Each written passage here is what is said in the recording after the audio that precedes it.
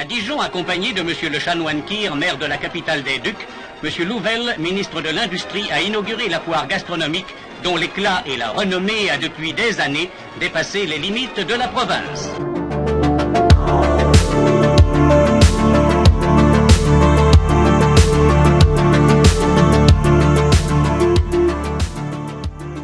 Bonjour à tous, bienvenue sur Baguette et Musette pour notre rentrée militante dans ce nouveau Terre de nos Pères, l'émission de l'enracinement où nous essayerons aujourd'hui de vous dresser un portrait de la Bourgogne. Si la Bourgogne se partageait autrefois administrativement en 4 départements, l'Yonne, la Côte d'Or, la Nièvre et la Saône-et-Loire, nous nous baserons ici sur l'histoire du duché qui correspond mieux à l'identité profonde du territoire. Du fait de sa situation stratégique entre le nord et le sud du pays, la Bourgogne est un territoire très riche en paysages. Ils sont d'une grande variété entre vignes, collines, bois et bocages. On y trouve même un petit massif granitique en son centre, le Morvan, qui culmine à 900 mètres d'altitude avec de larges plans d'eau. Au nord, la Basse-Bourgogne est une région de plaine. À l'est, les plaines de la Saône sont couvertes de prairies et de champs. Parallèlement à la Saône, du nord au sud, s'étend la célèbre côte de Nuits, dont l'ensoleillement est propice aux vignobles. Plus au sud, le Mâconnais, pays de polyculture, d'élevage et de vignobles, constitue déjà une approche du Massif central. L'ensemble de la région est traversé par de nombreux cours d'eau et des rivières qui parsèment dans le paysage des écluses. La Bourgogne est bordée à l'ouest par la Loire et permet à la Seine de s'écouler depuis sa source dans le plateau de Langres. L'eau qui traverse le fleuve est donc bourguignonne. La Bourgogne, du fait de sa géographie exceptionnelle, a été l'objet de convoitises et de rivalités. C'est une région qui est habitée par l'homme très rapidement car c'est une zone propice au développement de l'agriculture et de l'élevage. Les villages fortifiés apparaissent dès le IVe siècle avant Jésus-Christ. Les peuples celtes de la Gaule, notamment les Éduins, marqueront la région de leur présence. C'est un peuple de métallurgistes qui commerce beaucoup avec les Romains. C'est justement sur le prétexte de leur venir en aide contre une invasion helvète que Jules César entamera la guerre des Gaules. Les Éduins rejoindront alors vite les troupes de Vercingétorix contre leurs anciens amis romains. Après la victoire de César, la paix s'installe durablement dans la région jusqu'au milieu du Ve siècle, à l'exception de quelques périodes d'invasion par les Alamans, vers l'an 256 puis 275. La région Bourgogne doit son nom aux Burgondes, peuple originaire de la Baltique, qui investit la région vers le milieu du Ve siècle. Bien que le royaume de Burgondie garde une certaine indépendance, son histoire participera à la naissance de la France en donnant au roi des Francs Clovis une épouse en la personne de Sainte Clotilde, fille d'un roi burgonde. En 534, le royaume burgonde est conquis par les fils de Clovis. La Bourgogne actuelle revient essentiellement à Clotaire Ier. Durant tout le Moyen-Âge, alliances, mariages ou conflits familiaux déchirent ou renforcent les liens entre la Bourgogne et le royaume de France. Entre le IXe et le Xe siècle, c'est le regroupement des comtés qui sont nés de la division de la région par Charles Martel. Le regroupement de ces anciennes divisions va constituer le duché de Bourgogne. En 879, Boson, qui gouverne la Bourgogne cisjurane, est proclamé roi de Provence. Son royaume s'étend alors des rives du Doubs aux rives de la Méditerranée, mais son étendue inquiète les rois carolingiens. Son frère, Richard de Vienne, viendra en aide au futur roi de France, Louis III, pour lutter contre son influence. Il va chasser les invasions normandes à de multiples reprises et acquérir les comtés de la Bourgogne un à un pour parvenir à devenir marquis puis duc de Bourgogne en 918. À la mort de Richard en 921, son fils Raoul de Bourgogne lui succède pour diriger le duché. 2 ans plus tard, il est nommé roi des Francs. En 936, le beau-frère de Raoul, Hugues le Grand de la famille des Robertiens, reçoit le titre de duc de Bourgogne. Une nouvelle fois, l'histoire de la Bourgogne croise l'histoire de France, car Hugues le Grand est le père d'Hugues Capet, roi de France à l'origine de la dynastie des Capétiens. Pendant plus de 3 siècles, 14 ducs capétiens vont se succéder pour diriger le duché de Bourgogne. Au XIe et XIIe siècle, le développement des abbayes de Cluny et de Cîteaux contribue au rayonnement spirituel, mais aussi économique, culturel et artistique de la Bourgogne. En 1364, le roi de France, Jean de Lebon, donne en apanage le duché de Bourgogne à son 4e fils, Philippe II, dit le Hardi. Par son mariage avec une héritière de plusieurs comtés et par le mariage de leurs 7 enfants avec d'autres héritiers, la Bourgogne va étendre son influence en Hollande, en Bavière, au Luxembourg, en Autriche. On parle alors d'État bourguignon. C'est Philippe le Hardi qui institua le premier parlement de Bourgogne à Beaune. Ce parlement réunissait alors les 3 États afin d'examiner les demandes d'impôts du duc. Une chose hélas impensable de nos jours dans notre État jacobin pour examiner nos propres impôts.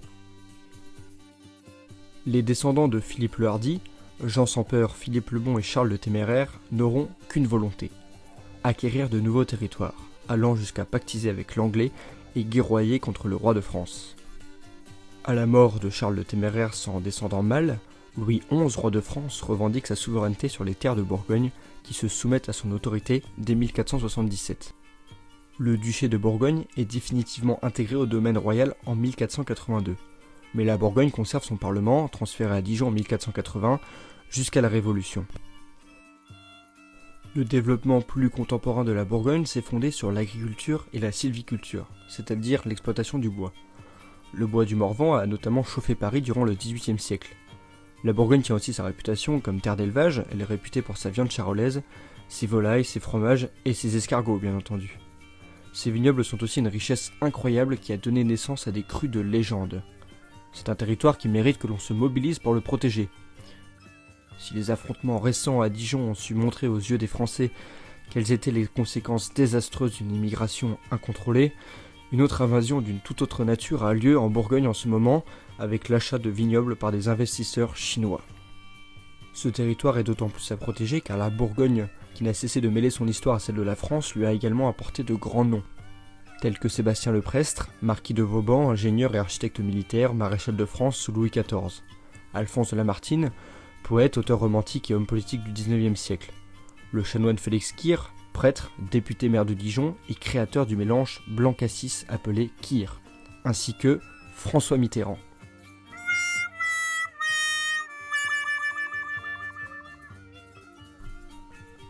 La Bourgogne, du fait de sa richesse, a donné à son architecture de nombreux particularismes. Qu'en est-il de son architecture paysanne et de ses monuments ? Si nous nous intéressons à ces vieilles pierres, ce n'est non pas pour les regarder en archéologue nostalgique, mais plutôt pour les observer en tant qu'héritiers, pour s'en inspirer et reproduire des choses nouvelles dans leurs esprits.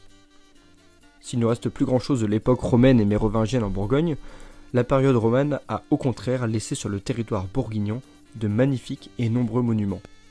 Il y a eu au XIe et XIIe siècle en Bourgogne une école d'architecture florissante qui a étendu son influence jusque dans les Vosges, à Lyon, à Genève et à Lausanne. Les fruits de cette période d'influence sont encore visibles puisque les églises du Puy-en-Velay de Vézelay tiennent encore debout. L'architecture romane a aussi marqué les habitations civiles, comme en témoignent certaines maisons à Beaune et à Cluny. L'art gothique, art dans lequel la France a excellé, est moins perceptible en Bourgogne puisqu'il s'est mêlé à l'art roman, mais les bâtiments qui s'en réclament ne sont pas des moindres, en acquiesce la cathédrale d'Auxerre. Pour ce qui est de la Renaissance et de la fin de l'ère médiévale, on peut parler d'un joyau de l'architecture bourguignonne qui témoigne de la capacité du catholicisme à mettre les plus démunis sur un piédestal. Les Hospices de Beaune, ou Hôtel-Dieu de Beaune, sont un hôtel-dieu de style gothique flamboyant avec une toiture en tuiles vernissées de Bourgogne, fondée au XVe siècle par le chancelier des ducs de Bourgogne, Nicolas Rolin et son épouse Guigone de Salins. Il est l'un des plus célèbres au monde. La ville de Beaune aurait été choisie pour son important taux de passage et pour son absence de grandes fondations religieuses. L'influence flamande se fait sentir dans cette importante cité d'un état bourguignon qui s'étend alors jusqu'aux Pays-Bas. Le 1er janvier 1452, ce palais pour les pauvres malades accueille ses premiers patients. Vieillards, infirmes, orphelins, malades et indigents fréquenteront gratuitement l'institution de l'ère médiévale jusque dans les années 60. Ce monument grandiose a de multiples particularités, notamment le fait que la salle des pauvres, avec ses lits, soit associée directement à la chapelle. Dans cette même pièce, on retrouve alors un maître-autel et un superbe jubé. Le jubé est une tribune transversale qui séparait la nef du chœur, qui disparaîtra petit à petit des églises après les réformes du Concile de Trente de 1545. On peut également parler des tuiles vernissées multicolores, technique probablement inspirée de l'architecture de l'Europe centrale, que l'on retrouve régulièrement sur les châteaux et les églises bourguignonnes. Qu'en est-il à présent de l'architecture plus modeste du pays et du mode de vie qui l'accompagne ? Les formes des maisons traditionnelles bourguignonnes sont simples. Construites sur un plan rectangulaire ou carré, doté de caves et de combles, le bâtiment s'établit seul ou dans le prolongement d'autres. annexes et extensions s'implantent perpendiculairement au corps principal pour faciliter la jonction entre les bâtiments et optimiser le mode de vie rural. La toiture est principalement à 2 pans, parfois 3 ou 4 et fréquemment à une seule pente. La tuile diffère également selon la région, elles sont vernissées et plates ou de forme romane dans les zones plus méridionales. Le végétal a aussi sa place dans cet ensemble minéral, la végétation lie les bâtiments entre eux et la vie est rythmée par les saisons. La galerie mâconnaise traditionnelle décline sur le territoire différentes formes. Elle propose au niveau principal de l'habitation un large balcon couvert d'un auvent que soutiennent des colonnes de bois ou de pierre, parfois de fonte ou d'acier, offrant une circulation sur la façade principale. Elle est souvent exposée au sud ou à l'est afin de bénéficier tout à la fois d'un abri et de la lumière propice à la vie domestique. Cette galerie dans laquelle s'agence un escalier est généralement l'accès principal de la maison. Au niveau inférieur de la maison bourguignonne se trouvent traditionnellement les caves et les remises, ainsi protégées des vents dominants et du soleil direct. Pour ce qui est de la pierre utilisée, cela varie d'un endroit à l'autre de la région. Le granit, le calcaire blond ou blanc, les pierres mixtes et la brique, le tout agrémenté de bois, sont autant de matériaux qui colorent la région de différentes couleurs, souvent méridionales telles que l'ocre, le rouge brique ou le rouge tuile. Puisqu'on en est à parler de la vie quotidienne, abordons le dialecte bourguignon. La Bourgogne, comme bien d'autres des régions héritières de la langue d'Oïl, n'a pas une langue mais un dialecte. Voici quelques généralités à son propos. Le dialecte bourguignon est un langage ancien issu du vieux français et du gaulois. On aime à l'appeler le morvandiau. Le dialecte a bénéficié d'héritages de peuples celtes et burgondes, mais on retrouve également de l'ancien hollandais et de l'ancien allemand. Ces héritages sont certainement le fait de l'ancienne influence bourguignonne qui était, rappelons-le, assez importante. Bien que comme partout les sonorités régionales se perdent dans la langue française, on peut encore entendre un 20 au lieu de 20 lorsque quelqu'un compte après 19 ou entendre des R prononcés comme des L dans certaines parties de la région. On n'insiste pas sur le R comme en Franche-Comté, où ce dernier est beaucoup plus guttural. Si nous nous permettons de faire la fine bouche avec ce genre de détails linguistiques, c'est pour vous trouver une transition toute trouvée pour vous parler d'un autre thème qui a à voir avec le gosier, puisqu'en Bourgogne on ne rigole pas avec l'art de la table, avec l'art du bien manger, et ce n'est pas pour rien que le bœuf bourguignon est devenu un incontournable de la gastronomie française. Comme à l'accoutumée, voici notre entrée. Nous vous proposons un bon morceau de jambon persillé. À l'origine de fabrication familiale, ce produit assez proche dans sa conception du fromage de tête se prépare en Côte d'Or et dans la région dijonnaise, en particulier à Beaune, à l'occasion des fêtes de Pâques. Et cela depuis le XIVe siècle. La viande est préparée avec une cuisson dans du vin blanc, de la moutarde et du vinaigre de vin de Bourgogne.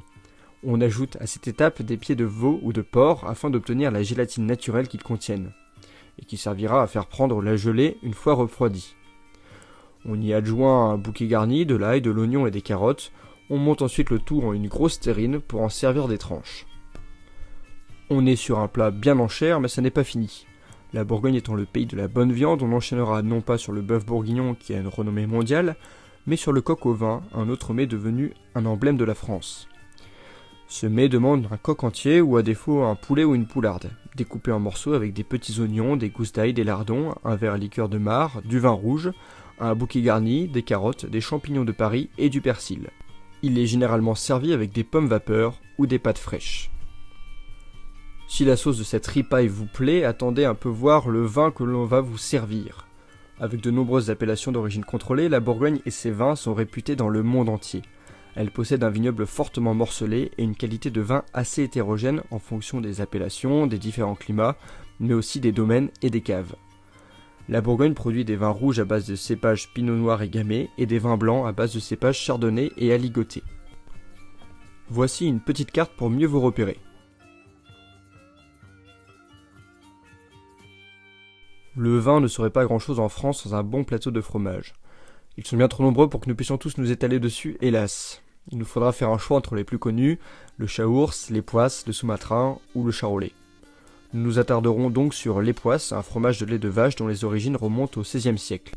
Il aurait été créé par une communauté de moines cisterciens installés à Époisse qui aurait transmis le secret aux populations rurales environnantes, qui en améliorèrent la conception au point que ce dernier finisse sur la table du roi Soleil. Comme tous les fromages, il sera menacé au XXe siècle par l'industrie alimentaire avant d'être classé d'appellation d'origine contrôlée. L'affinage de sa croûte au marc de Bourgogne est une des particularités de sa fabrication encore aujourd'hui. Malgré le fait que vous soyez déjà bien repu, vous ne quitterez pas la table sans une petite douceur. Voici les nonnettes. Au XIIIe siècle, on retrouve le pain d'épices dans les rations des cavaliers de Gengis Khan en Mongolie. Ce dernier va s'exporter en Terre Sainte avant que les croisés ne le ramènent en Europe. À Dijon, on voit apparaître le pain d'épices vers le XIVe siècle. À l'ère médiévale, les nonnes fabriquaient dans les couvents de petits pains d'épices ronds, enrichis de miel et de marmelade d'orange et recouverts de glaçage. On ne tardera pas à donner à ces gâteaux le nom de nonnettes. Cette spécialité se vendait fréquemment aux voyageurs des diligences puis des trains au XIXe siècle, la Bourgogne étant une région de passage. Vous voilà à présent plein comme une barrique. Comme à notre habitude, nous conclurons notre émission sur une pause musicale et sur une évocation des quelques danses et mélodies populaires de la région. Comme pause musicale, nous vous proposons ici une reprise punk du Ban Bourguignon, une mélodie populaire française qui, bien que ne disposant d'aucun statut officiel, est souvent présentée comme l'hymne de la Bourgogne.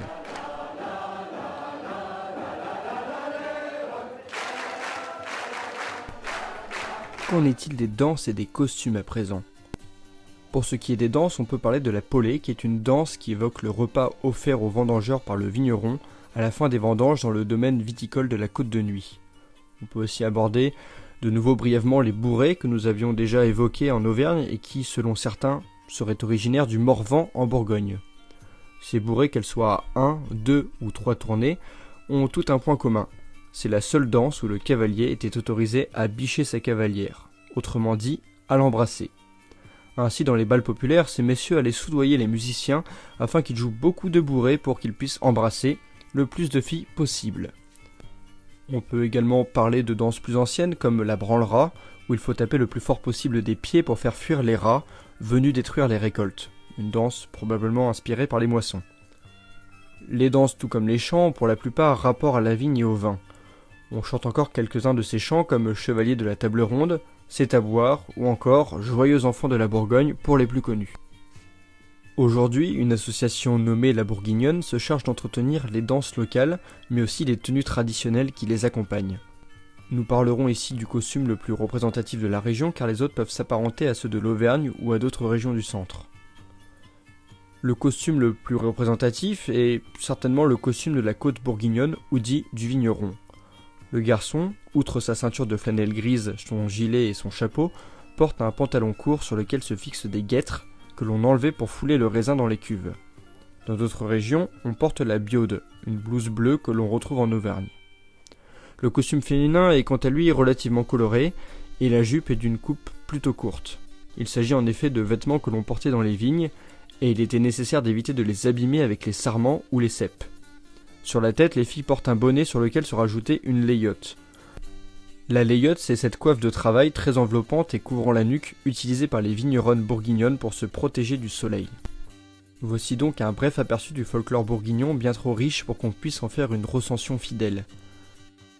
La Bourgogne est aussi, comme d'autres régions de France, une terre de légendes et de contes, que des folkloristes ont pris soin de recenser au début du XXe siècle avant qu'ils ne disparaissent dans la laideur de la modernité. Nous vous invitons bien sûr à les découvrir. Nous espérons avoir su vous captiver avec cette belle région qu'est la Bourgogne. Nous nous quittons sur cette pause musicale pour vous laisser patienter pour nous retrouver très prochainement sur un terre de nos pères, sur la Bretagne.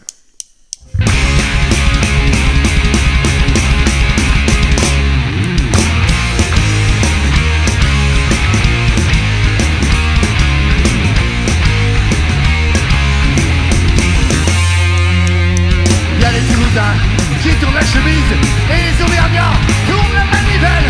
Mais les Bourguignons baillent de matière grise. Alors on s'est dit, faisons notre cervelle. Mais c'est évident, si nous reprenions l'hymne original, le Ban Bourguignon. Sors les mains de tes poches, garde bien le tempo. Touchez le Montréal. 3, 2, 1, 0. La la la la la la la la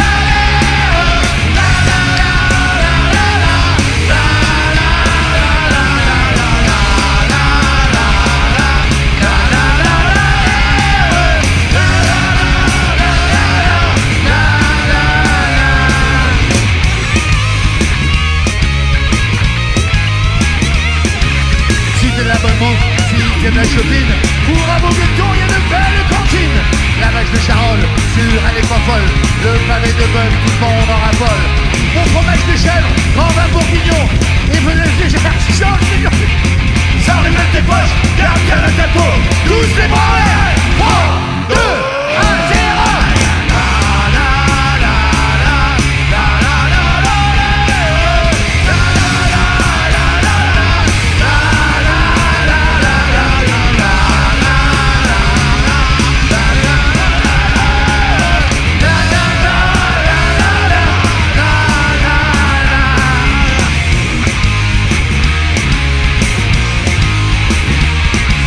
Patrick Lamartine, version Casato, et Julie Dupé, le siège de Crisco.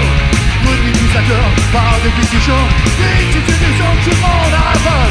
Pas facile de dire, change le bouillon, et institution, c'est prêt? Sors les mains des poches, garde bien le tempo, tous les bras en l'air. 1, 2, 1, 0.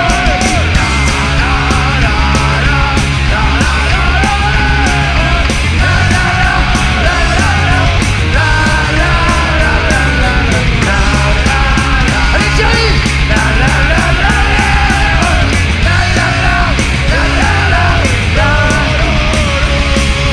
Y'a les Toulousains qui tombent la chemise et les Auvergnats tournent la manivelle. Et les Bourguignons passent de métier-crise. Alors on s'est dit, creusons notre cervelle. Mais c'est évident, si nous reprenions l'hymne régional de Port-Bourguignon. Sors les mains de tes poches, garde bien